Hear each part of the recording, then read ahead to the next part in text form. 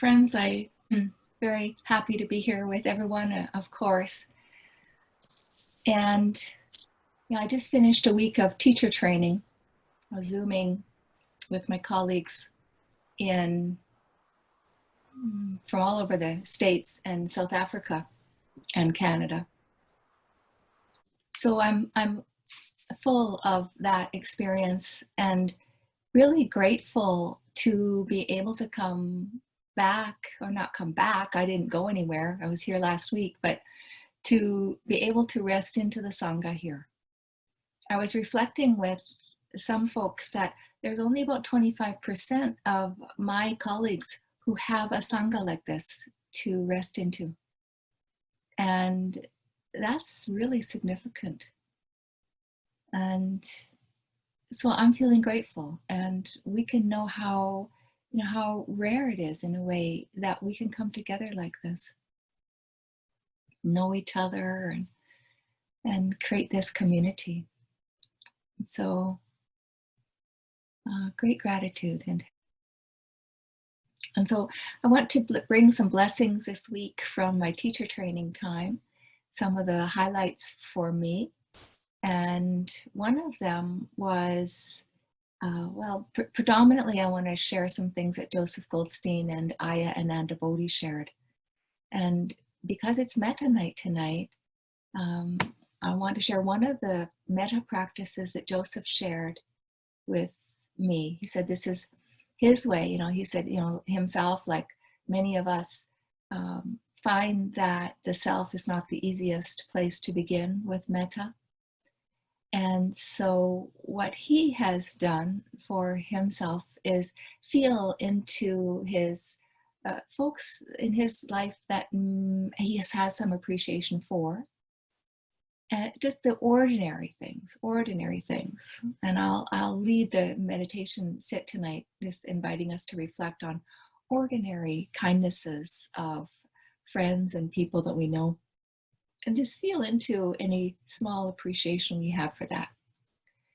And then he shifts it to reflecting on that for himself and the small ways that he's kind, the small ways that he's thoughtful, the small ways that he has offered those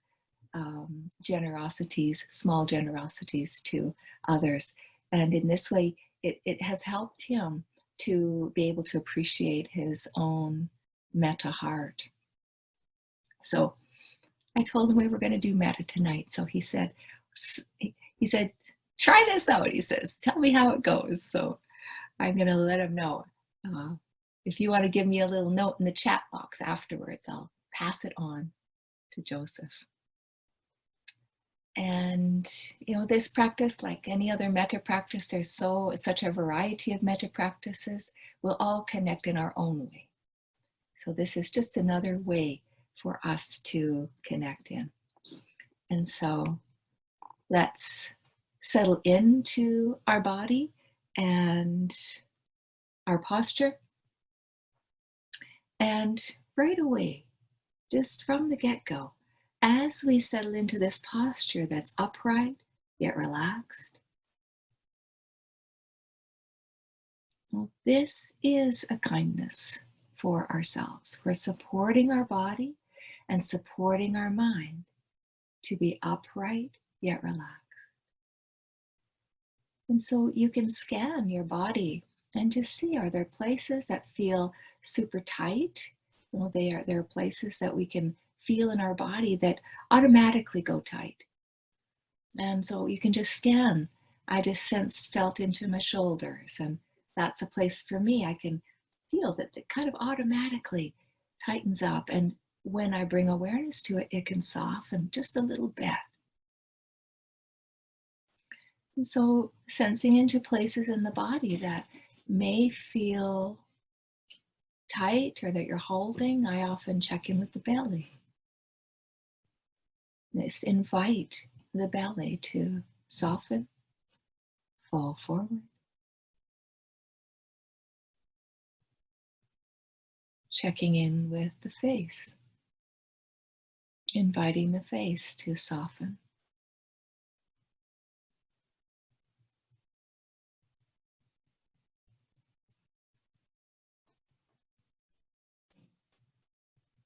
And sensing into the whole body, inviting the whole body to feel as easy as it can without striving, just whatever ease is available. Checking in with the hands. Is there a way the hands can lie easily?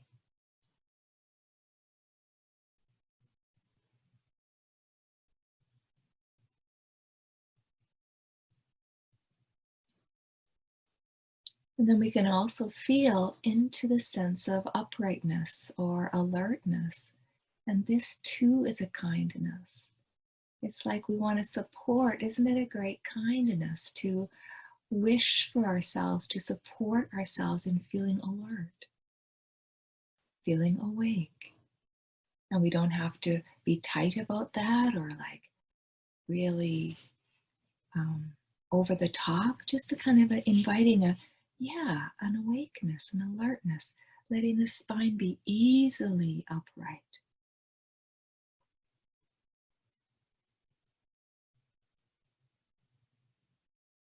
Sitting in a dignified way.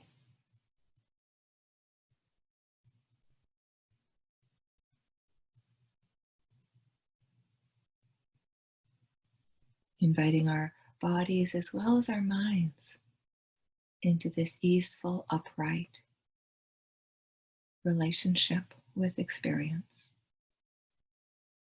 And recognizing this as a kindness to ourselves.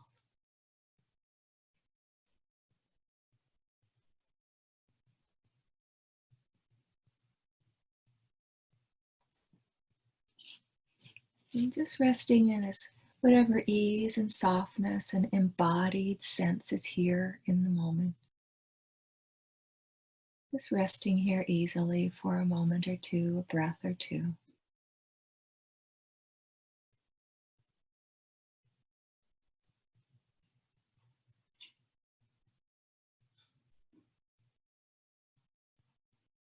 And bringing now someone or some being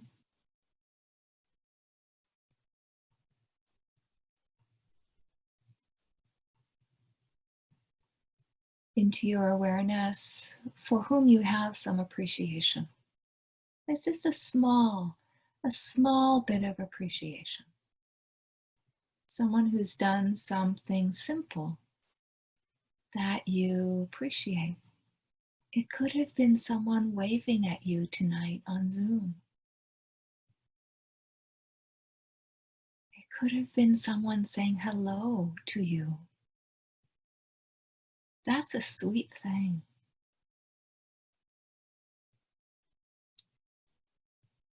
It could have been someone this week who listened when you wanted to share something,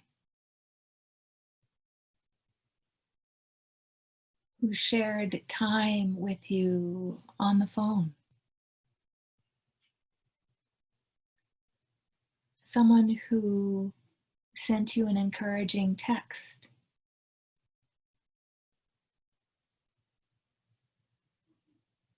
Maybe someone dropped off a chocolate muffin.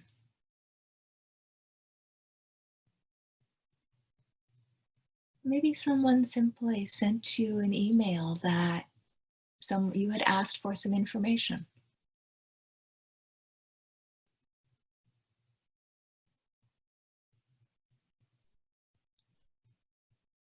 Maybe someone smiled at you from behind a mask in the grocery store.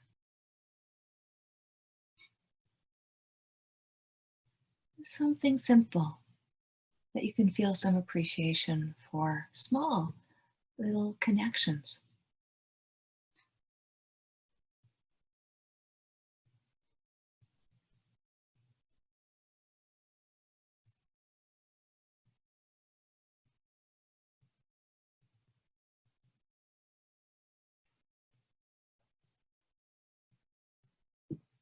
And just sensing how these small actions are kind. Okay, feeling into the kindness, however small, of the person or the being that offered them. Could be a pet Just offering their enthusiastic presence to you.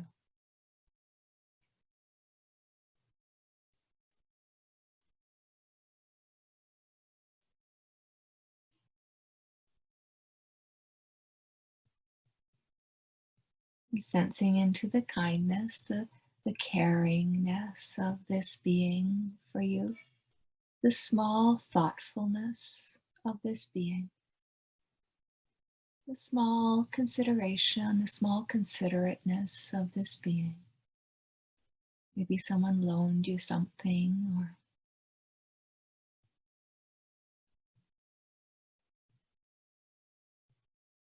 sensing into the encouragement that you might have felt from this being. The simple friendliness, simple goodwill. Just letting that, what does it feel like to just receive that? Just sense that. There might be a sense of a little bit of settling in the body.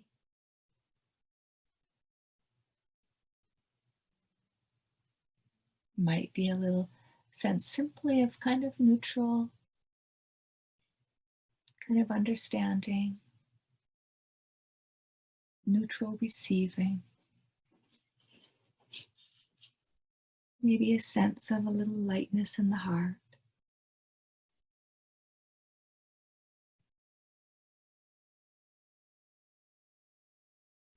And you can experiment even with just having a little tiny smile at the corners of your mouth as you think into or feel into this small caringness.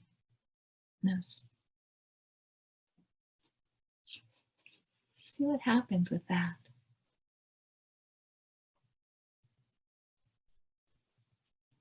You're just sensing the small connections.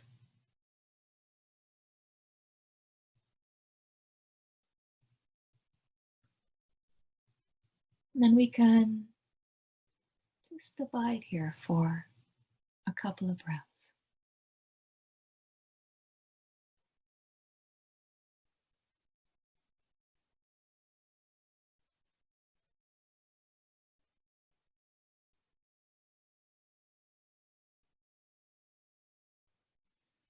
And then we can, staying connected to the sense of this being, we can offer this being, if it feels supportive for you, some phrases to support our appreciation of them,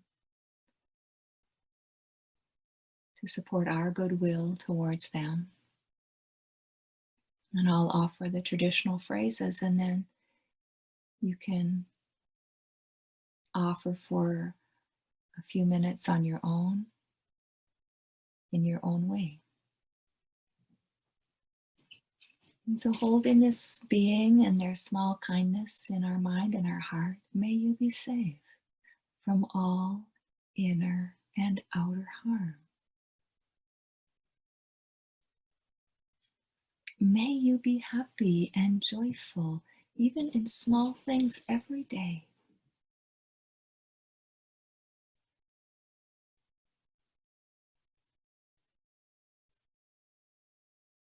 May you be steady and balanced. May your body support you with balance and steadiness as best it can.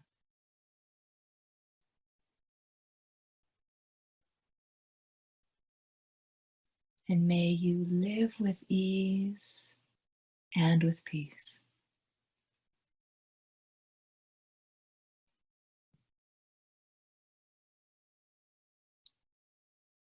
And I'll just offer the phrases one more time and leave some space between each one so that we can feel into if there's any sense in your own body, any response in your own body to the phrase or as the phrase moves through you. Sometimes there can be a response in our own body as we wish. May you be safe from all inner and outer harm.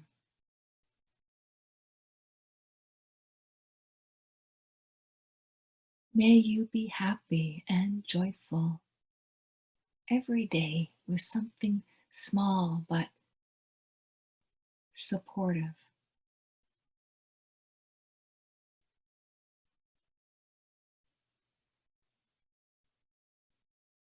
May your body be balanced and steady.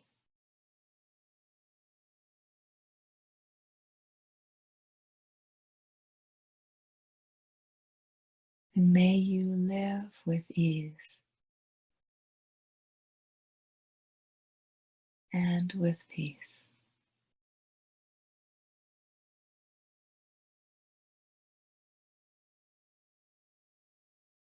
And so, in your own way, with these phrases, or just one of these phrases, or your own phrases, or just one word, or just holding your being in a sense of friendliness. No words necessary. Just in whatever way is your way, offer goodwill towards this being.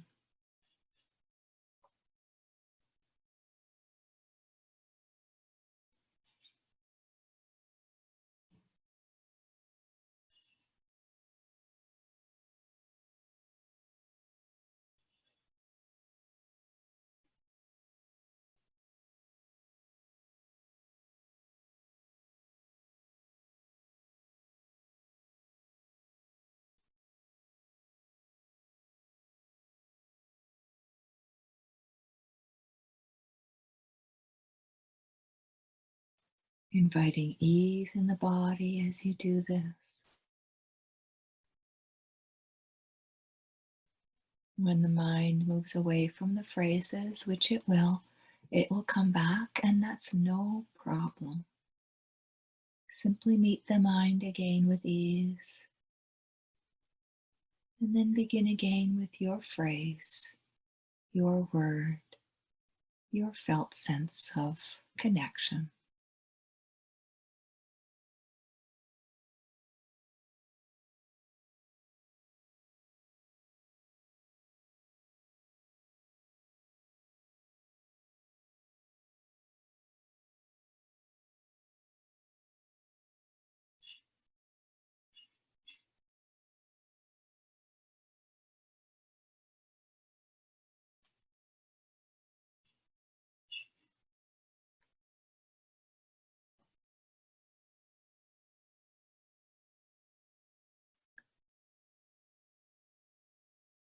And now very gently coming back into a sense of your own body sitting, easeful and yet alert, receiving the sensations here as you're in your body sitting with softness.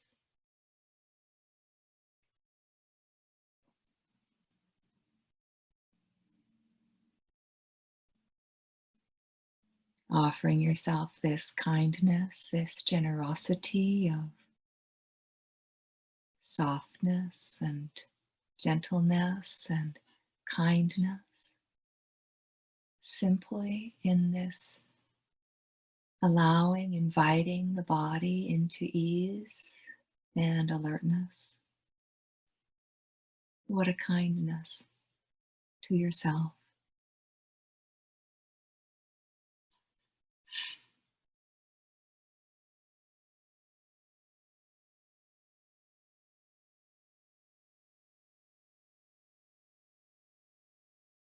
And allowing a little small sense of appreciation towards yourself simply for turning, offering yourself this softness, this kindness.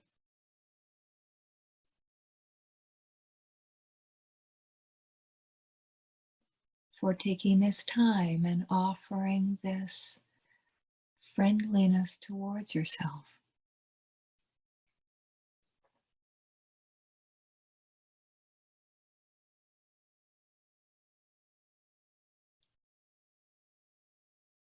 This doesn't need to feel a certain way. It can feel quite neutral.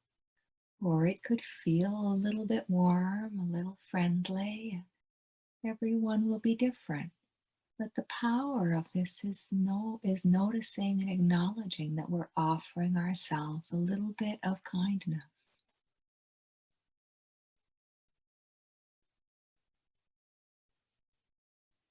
And appreciating that small care.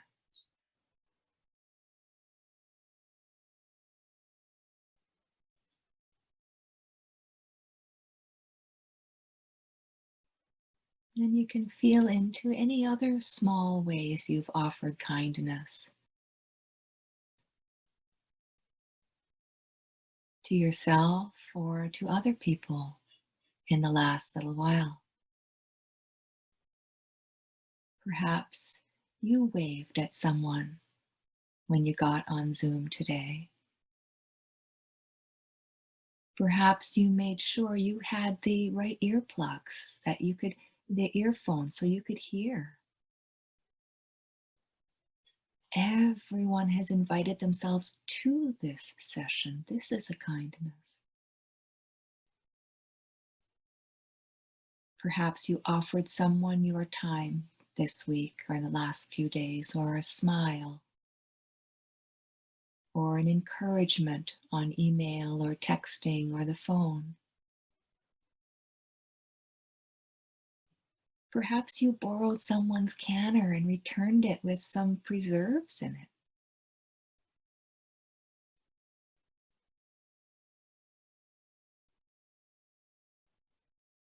Small, perhaps you sent someone a beautiful card. Small things, small ordinary things. You may have done just allowing yourself to feel into these small consideratenesses.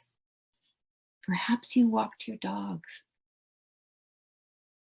every day. Perhaps you offered them or someone else some food.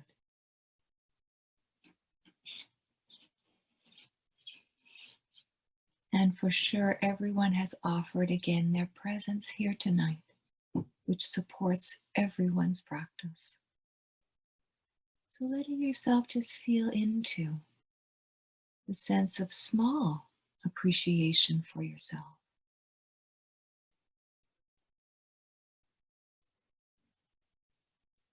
And sensing and letting your body be soft as you do this.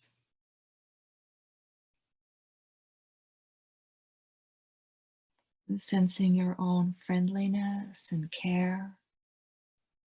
Perhaps you watered your plants this week. The sensing your thoughtfulness, your consideration. Just sensing. And as you feel into this, sensing if there's any sense of the heart closing down a little bit or moving away or withdrawing. There's no problem with that. Sometimes that happens when we feel into our own sense of considerateness and kindness. Just noticing that if it happens, and simply invite softness right there with that.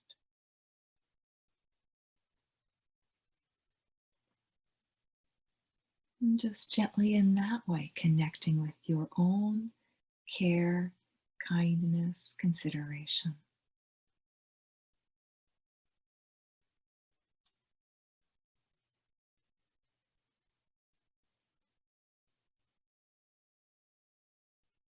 And feeling what that feels like in the body to soften into this. And if it's helpful for you, you can offer yourself some phrases, sensing the resonance or ripple or response in the body as you do that. May I be safe from all inner and outer harm.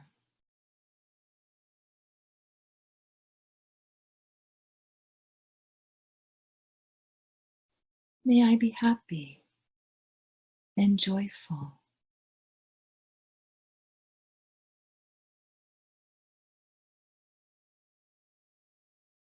May my body be balanced and steady.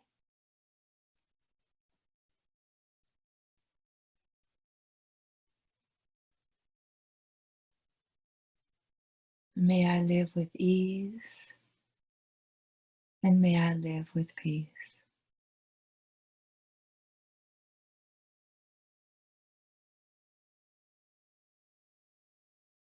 And just allowing the breath to breathe softly in the body, offering yourself these phrases, or just one phrase, or just a word. Offering yourself this generosity for a few minutes.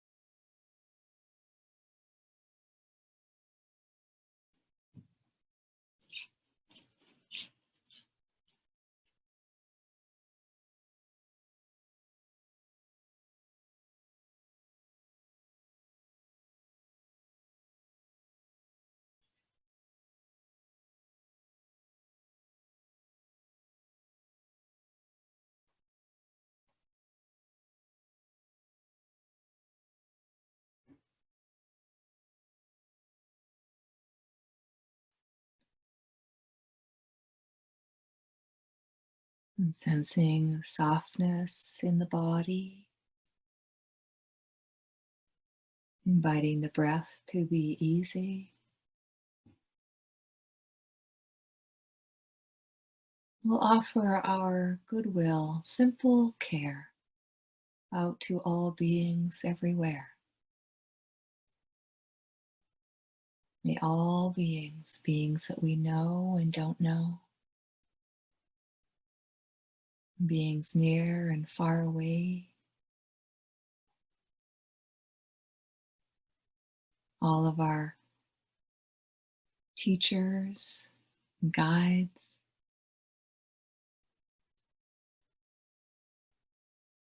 all animal beings, nature, may all beings everywhere be safe. Know happiness and joy. Be balanced and steady. And live with ease and with peace.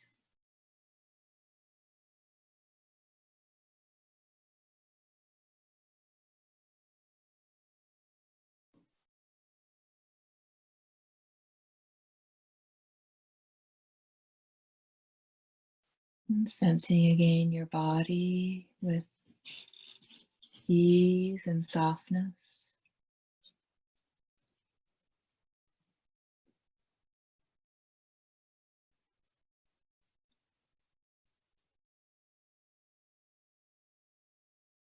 It's always very skillful to reflect a little bit back on our meditation. And just sense in what was it that was helpful, if anything, and what's the response or the impact in the body and the heart and the mind.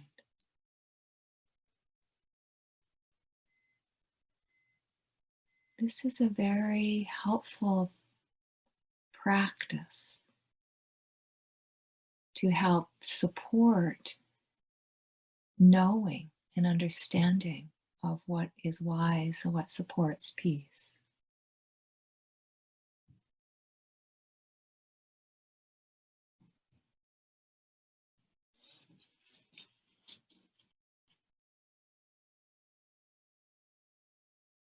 So just sensing into that as we open our eyes, and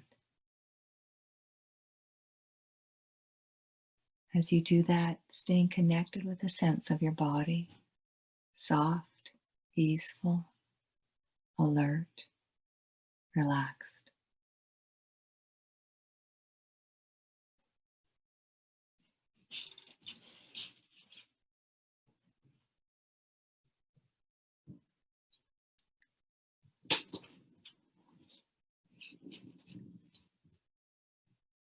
If you notice a response in the body, I know this is a little unusual, but if you want to put it in the chat box, anything, any comment, I will truly connect with Joseph and pass on our appreciation and wishes. So is anything you want to put in the chat box just about the impact of that for your own learning, for your own recognition, but also for Joseph in this case? I'll pass it on with our wishes. And if you have a challenge, if you want to put that in there, I'll see it and I'll weave it in to the talk tonight. So friends, wanted to talk tonight, continue, and in fact kind of wrap up our month on the hindrances. We've been talking about the hindrances, those difficult states of mind that visit. And I've been seeing the hindrances, the feeling into them this week, in seeing that even the hindrances, even these difficult states of mind, as something in a way that's sacred, that are sacred. And I'm feeling into this sense of the sacred in our whole practice.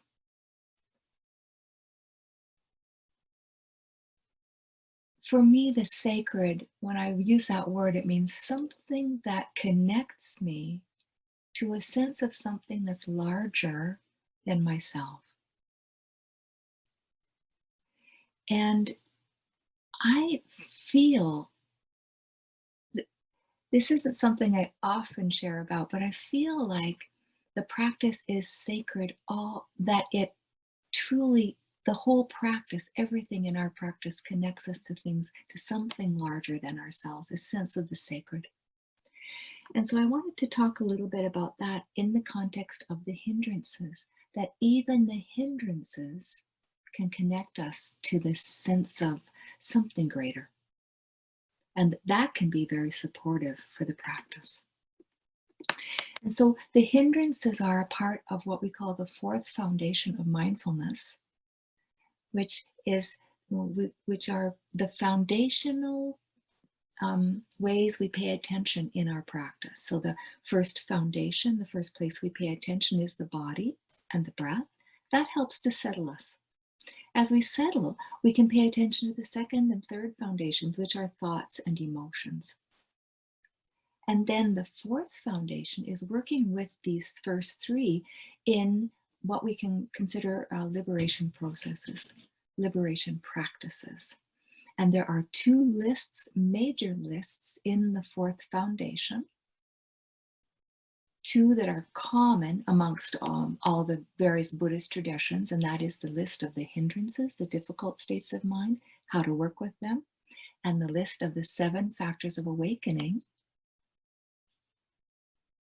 and how to work with those wholesome states. And together, these give kind of a frame for our experience and a frame for how to work with our experience towards liberation.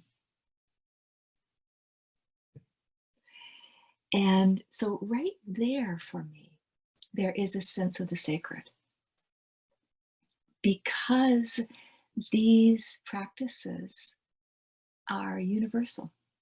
are these states of mind and practices of liberation also are universal. They're not you alone, they're not me alone, they're not my hindrance states all by myself. We all share these. And for me, there's a sense of the sacred in that, a sense of something bigger than myself. And so let's see now. One of the teachers this last week was Aya Ananda Bodhi, and she brought this in this sense of, that we're all in this practice, each one of us, we're all very diverse and very different, and we all experience similar mind states, similar difficult states, similar awakened states, and similar processes. So I wanted to read something from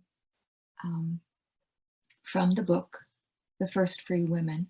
She read this to us, and the First Free Women is the collection. We read it here a lot. The collection of the poems of the enlightened nuns. There's 73 poems that were written most of them right around the time of the Buddha, by 73 of the first Buddhist nuns and their enlightenment experiences.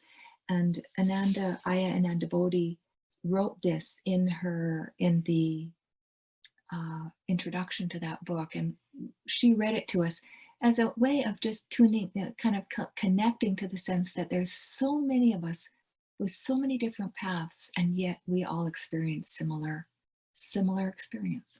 So she said, in this book and in our lives, in the world, we'll find the incomparably beautiful, the incomparably sad, the warriors, the sages, the earth mothers, those who refused to do as they're told, those who refused to remain silent, those who refused to give up, those who were born to walk the path, and those who struggle year after year until one day it finally opens.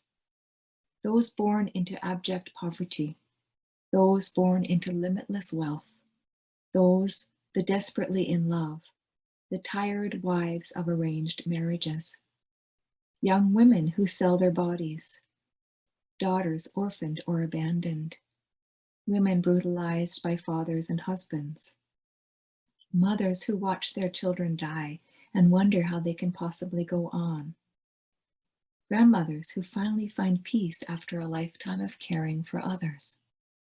Their voices are all here. Our voices are all here.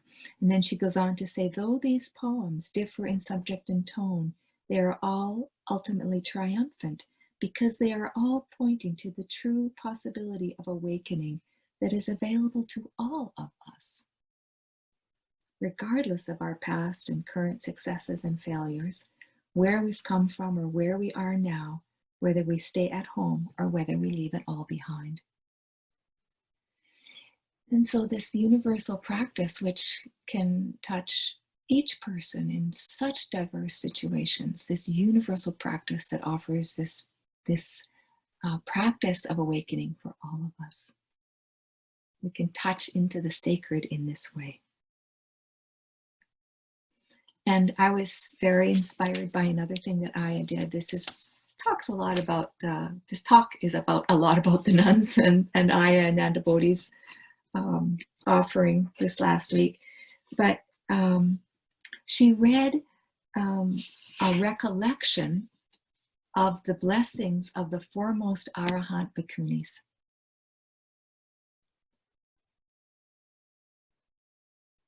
And these are 13 of the enlightened nuns and their accomplishments, their kind of attainments in the practice, and the blessing for us.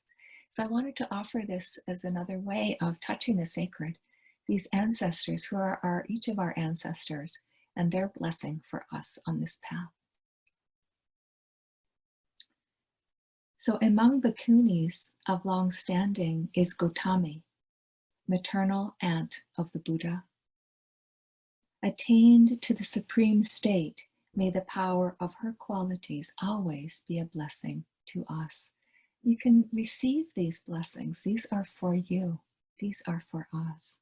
So I'm going to read half of this now, and I'm going to read the other half when we close. As foremost in great wisdom, Kema Teri is renowned.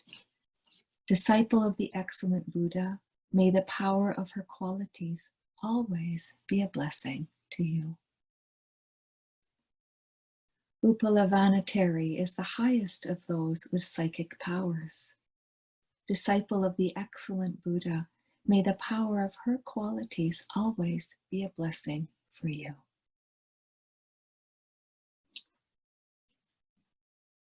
As the foremost among Vinaya experts, Patachara is famous. Attained to the supreme state, may the power of her qualities always be a blessing to you.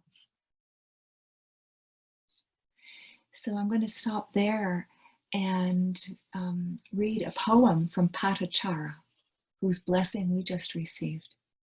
And this poem from Patachara speaks about the hindrances. So I'm going to read a couple poems tonight that speak about the hindrances and how they are. We can even see these hindrances as doorways to the sacred, doorways to that which connects us to universal experience and universal processes of liberation.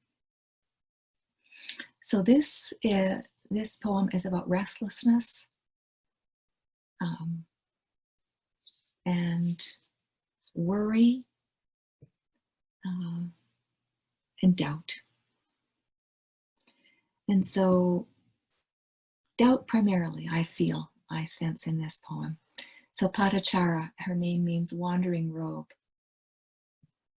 She says, farmers turn up the soil, plant seeds, and wait. All by itself, water pours down from the sky and turns earth into food. I keep all the precepts and always awake before dawn. I don't pretend to know more than I do, and when others ask for help, I do what I can.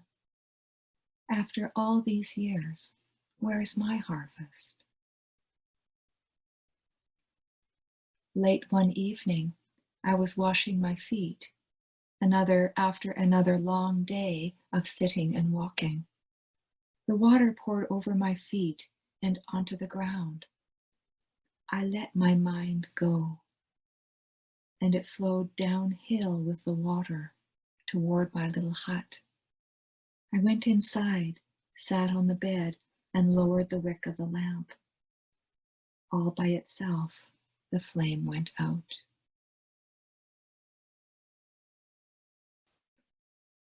So this poem about doubt, where is my harvest, is something that we all share sometimes. And then also what she shares is her moment of ordinary enlightenment, ordinary awakening, ordinary release of the mind. It happened in an ordinary moment, not in a flash of lightning. Ordinary moments.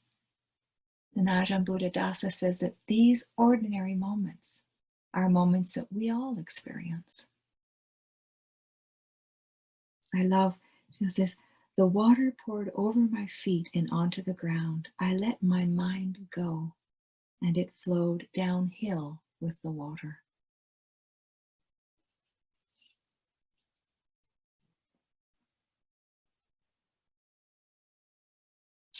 So in this liberation process, in this letting go process, it's definitely, in a way, a mystery about how it works. It's not cognitive, this process of liberation. This letting the mind go, this lamp going out by itself. What is that all about? How can we understand that? Gil Fronsdal has a way of describing this as the practice is a cooperative, that we put in some effort. Patachara put in a long time, a long days and years of practice, sitting and walking. We put in the practice, and at some point, the practice begins to lift us. The practice begins to support us. Some people find that even in a 30-minute practice, such as we did this evening, we put in the work, we turn the mind towards kindness, we turn the mind towards appreciation, we turn the mind towards the phrases, and then something can happen. I mean, doesn't have to be big fireworks, but something can happen. And even in 30 minutes, some people can feel like perhaps the practice begins to support us. And by the end of 30 minutes, there may be a little bit of a shift, a little bit of a lifting, a little bit of a lightening, a little bit where the mind let go.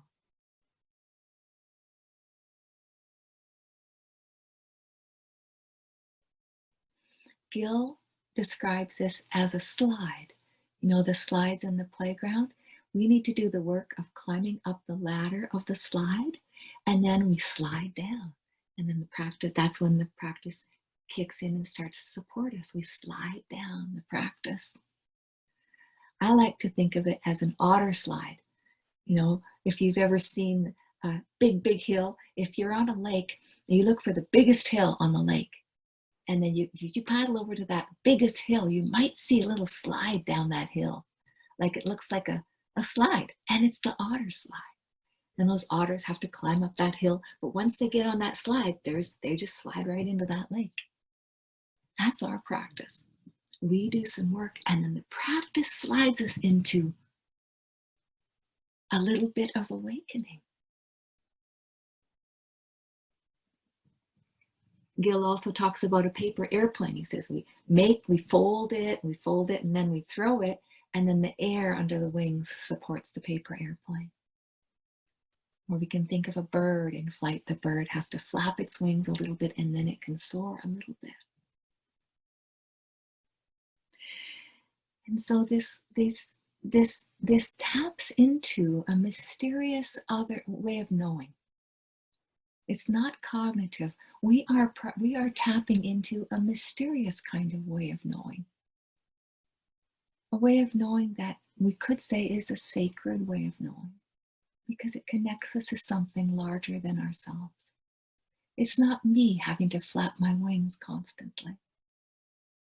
I have shared a dream I had once about, I was in a big canoe in the sky, and I was sitting in the back, and I was paddling out the back window paddling the plane. It was actually a plane canoe, kind of a half plane, half canoe.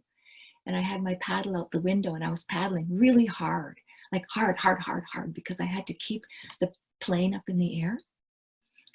And it was exhausting. And after a time, in my dream, I thought, what happens if I don't paddle so hard? And I slowed down, and then nothing happened. The plane kept going, and I stopped, and the plane kept going. I didn't have to be paddling so hard.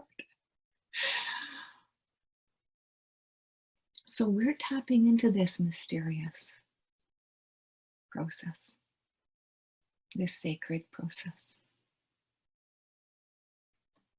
this sacred process of liberation. And so the work that we need to do, our flapping wings, our climbing up the hill to the slide, things like the metta practice, that's our work. We turn to the metta practice, or our part in the cooperative, our part in the cooperation. So our metta practice, we turn with our metta practice, and then the heart can support us, the practice can support us. And what we're doing is that befriending our mind in the metta practice, befriending our heart, eroding ill will. That's the letting go part. That's what the mind is letting go of. It's letting go of ill will. And it's letting go of grasping too, because metta is a giving practice. And so I have another poem about befriending the mind and the mysterious support that can be touched with this. This is called Dantika, and from the poems of the elder nuns again. While walking along the river, after a long day meditating on Vulture Peak, I watched an elephant splashing its way out of the water and up the bank. "Hello, my friend," a man waiting there said, scratching the elephant behind its ear. "Did you have a good bath?" The elephant stretched out its leg. The man climbed up, and the two rode off like that, together. Seeing what once had been wild, now a friend and companion to this good man, I took a seat under the nearest tree and reached out a gentle hand to my own mind. Truly, I thought, this is why I came to the woods.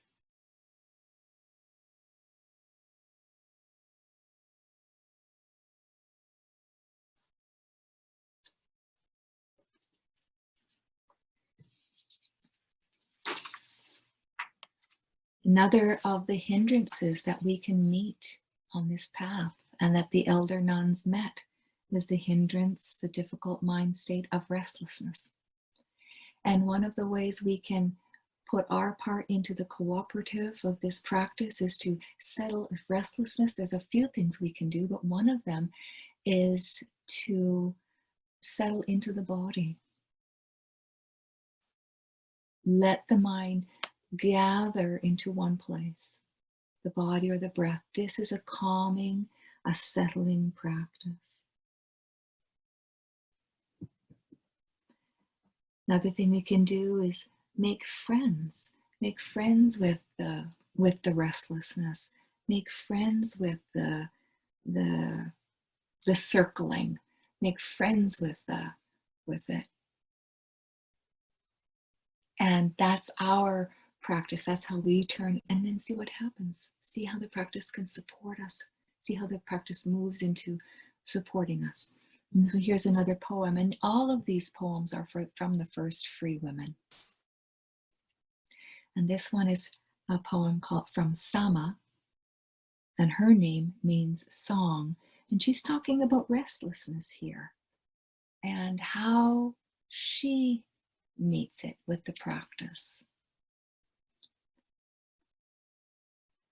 Like a dog forever getting ready to sit, all day and all night I circled my cushion. These days body and mind sit together like old friends. Since we aren't getting anywhere, they eventually decided, why not have a seat and try to relax? There are many paths.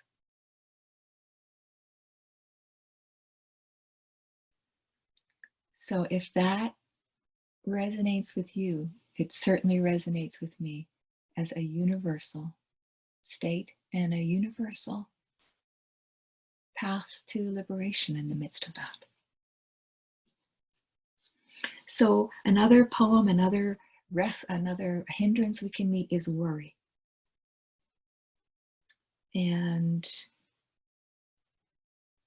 discontent, unpeacefulness. Discontent is the hindrance of grasping, so that we feel anything but peace. We feel a discontent. Peace feels far away. So here's a poem from another nun, and this is called Another Sama, another song. She says, after 25 years on the path, I'd experienced almost everything except peace. When I was young, my mother told me I would find true happiness only in marriage. Remembering her words all those years later, something in me began to tremble. I gave myself to the trembling, and it showed me all the pain this little heart had ever known, and how countless lives of searching had brought me at last to the present moment, which I happily married.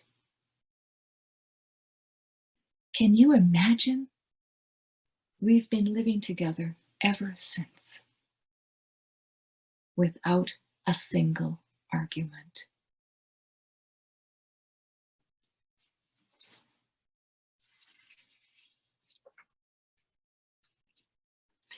And so just like these elders, we are doing our part to connect into this sacred mystery, really. Even in the midst of the hindrances, we can turn with mindfulness to the body. We can bring a gentle allowing. We can relax into, as best we can, what's here, what's happening now. We can bring patience. We can bring kindness. We can keep our, see where it is we can let go. Is there something we can let go of? And as we bring this, as we do this work, as we climb to the top of the slide, then the mystery can come in and support us. In every moment of practice, we really can touch the sacred, touch this mystery, this practice which connects us to that which is larger than ourselves. Practicing the presence of the sacred right here with every breath.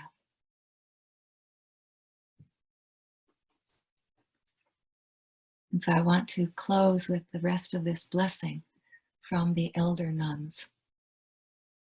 Blessing for each of you, each of us in our universal journey.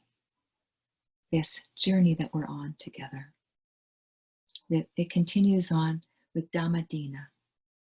As the most excellent of Dhamma teachers, Dhammadina is named. Attained to the supreme state, may the power of her qualities always be a blessing to you. Among nuns who cultivate meditation, Nanda Teri is named.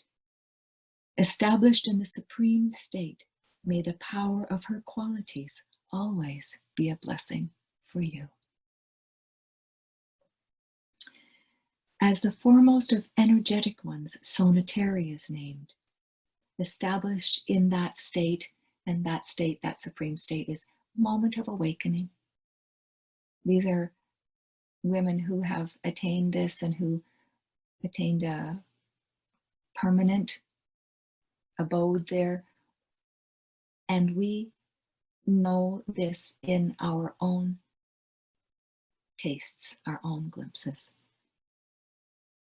Established in that state, may the power of the qualities of Sona Teri always be a blessing to you. As the foremost of those with the divine eye, Sakula is famous. With seeing well purified, may the power of her qualities always be a blessing to you. Kundalakesi Bhikkhuni is the most excellent of those with quick intuition. Established in this very state, may the power of her qualities always be a blessing to you. Varakipalani is the foremost of those remembering previous births. May the power of her qualities always be a blessing to you. Varakachana Teri is the greatest of those with higher knowledges. Having conquered pleasure and pain, may the power of her qualities always be a blessing to you. Kisa Gotami is the foremost of those wearing coarse robes. Attained to the supreme state, may the power of her qualities always be a blessing to you. Sigalamata Bhikkhuni is the highest of those resolved on faith. May the power of her qualities always bestow peace, health, and happiness on you. May these and all the other qualities of the Bhikkhunis dispel all fear, sorrow, and illness. May all those in training, endowed with faith, wisdom, and virtue, may the power of their qualities always be a blessing for you.